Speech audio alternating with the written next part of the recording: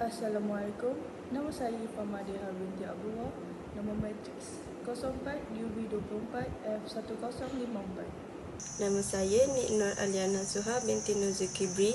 Nombor matriks saya 04 DUB 24 F1018. Saya Nur Atika Syuhada binti Abdullah. Nombor matriks 04 DUB 24 F1012. Saya akan membentangkan tentang integriti dan etika. Integriti ialah prinsip ketulusan, kejujuran dan konsisten dalam tindakan moral serta etika seseorang atau sesebuah organisasi.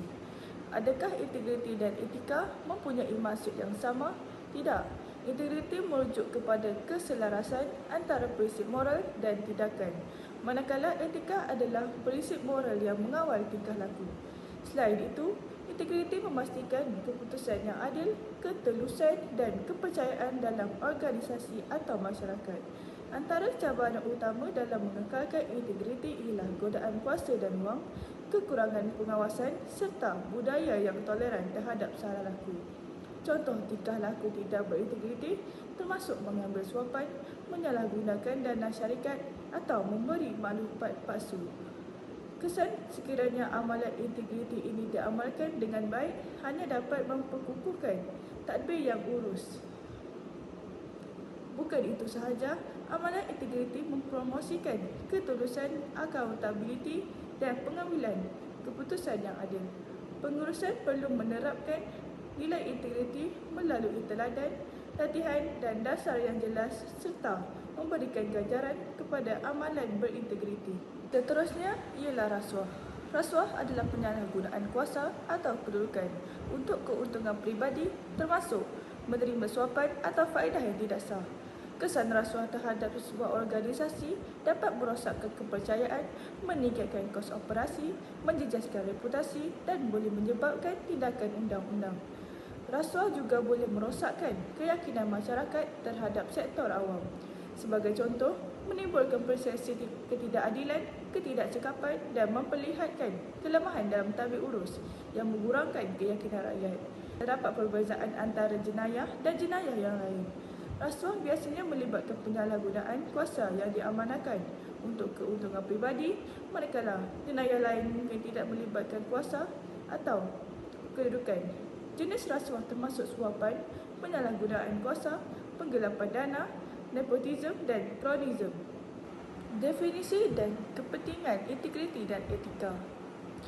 Integriti merujuk kepada prinsip ketulusan, kejujuran dan konsistensi dalam tindakan moral serta etika seseorang atau organisasi.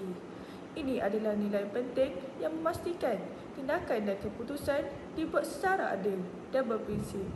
Etika pula adalah prinsip moral yang mengawal tingkah laku seseorang, terutamanya dalam pentadbiran awam, di mana keadilan dan ketulusan sangat penting dalam membina kepercayaan masyarakat dan mencegah penyalahgunaan kuasa.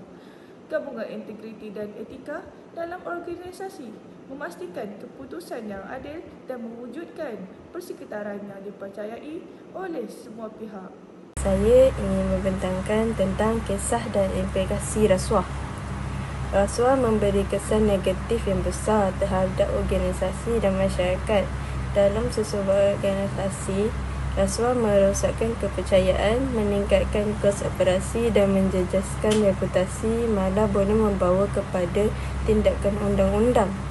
Di peringkat masyarakat, rasuah menimbulkan persepsi ketidakadilan dan ketidakcekapan serta menunjukkan kelemahan dalam tadbir urus yang akhirnya mengurangkan keyakinan rakyat. Rasuah besar juga boleh menyebabkan ketidakstabilan ekonomi, kerugian pelaburan dan menurunkan keyakinan pelabur asing. Dalam politik, kes-kes rasuah boleh menyebabkan kehilangan kepercayaan mengundi dan membawa kepada perubahan kepimpinan melalui pilihan raya. Seterusnya, saya akan membentangkan tentang menjaga integriti dan tadbir urus yang baik. Mengekalkan integriti dalam organisasi bukanlah perkara mudah. Antara cabaran utama dalam godaan kuasa dan wang, kekurangan pengawasan dan budaya yang mungkin toleran terhadap salah laku. Amalan integriti seperti ketulusan, accountability dan pengambilan keputusan yang baik memainkan peranan penting dalam memperkukuhkan tadbir urus yang baik.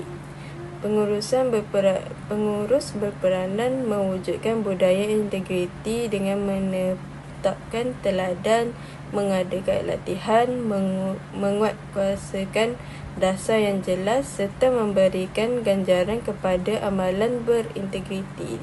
Dengan ini, integriti dapat dijadikan panduan utama dalam operasi organisasi. Dan bentuk rasuah. Rasuah hadir dalam pelbagai bentuk dan skala. Antara jenis rasuah yang lazim termasuk suapan, penyalahgunaan kuasa, penggelapan dana, nepotism dan kronisme.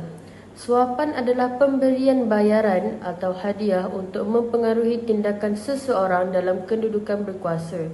Contohnya rasuah kecil atau petty corruption pula termasuk bayaran tidak sah kepada penjawat awam untuk mempercepatkan perkhidmatan. Mengenal pasti jenis-jenis rasuah ini penting untuk menangani setiap bentuk secara khusus dan efektif. Akhir sekali ialah peranan dan penguatkuasaan undang-undang anti rasuah. Di Malaysia, Akta Suruhanjaya Pencegahan Rasuah Malaysia memberi kuasa kepada SPRM untuk menyiasat, mendakwa dan mencegah rasuah. SPRM dahulunya dikenali sebagai Badan Pencegah Rasuah BPR, bertanggungjawab menyiasat kes rasuah dan mendidik masyarakat tentang bahayanya rasuah. Hukuman yang dikenakan terhadap pesalah rasuah termasuk denda besar, penjara dan dalam kes tertentu, kehilangan hak untuk memegang jawatan awam. Kerajaan juga mengambil langkah pencegahan seperti menggubal undang-undang anti rasuah, menubuhkan agensi pengawasan serta menjalankan program pendidikan dan kesedaran. Penguatkuasaan undang-undang boleh diperkuatkan dengan penyiasatan yang menyeluruh, penggunaan teknologi moden dan hukuman yang lebih berat bagi memastikan kepatuhan undang-undang. So, untuk slide seterusnya menunjukkan soalan kaji selidik kumpulan kami kepada pelajar-pelajar PKB. So, untuk soalan pertama, apakah definisi integriti? Seramai 31 orang menjawab jawapan yang sama. So, di sini kita dapat faham bahawa pelajar-pelajar PKB ni dia faham apa integriti dan rasuah. Untuk soalan 2 sehingga soalan yang seterusnya sampai soalan 25, kita dapat tahu ada pelajar PKB yang tidak sepenuhnya faham dengan rasuah. So untuk slide seterusnya ialah soalan 7 sampai soalan 12. So di sini kita dapat lihatlah bahawa pelajar PKB ni ada yang faham berdasarkan rasuah dari jawapan ini dan ada yang dari jawapan lain.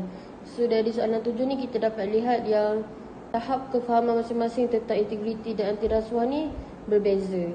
Jadi ini keputusan soal selidik daripada soalan 13 sampai 18. Slide seterusnya jawapan dari soalan 19 hingga 24 dan akhir sekali ialah soalan 25. Jadi itu sahaja tentang soalan kaji selidik kumpulan kami.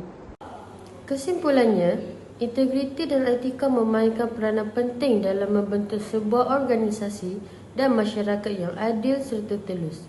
Rasuah bukan sahaja menjejaskan reputasi dan kecekapan organisasi, malah melemahkan keyakinan masyarakat terhadap institusi awam dan sektor swasta. Untuk menangani isu ini, usaha bersepadu diperlukan, termasuk memperkukuh tadbir urus, menguatkuasakan undang-undang anti rasuah dan membina budaya integriti dalam setiap lapisan masyarakat. Melalui komitmen terhadap nilai-nilai integriti, kita dapat mewujudkan sebuah negara yang lebih beraccountability, berwibawa dan dipercayai. Itu sahaja pembentangan kami tentang integriti dan anti rasuah. Sekian, terima kasih.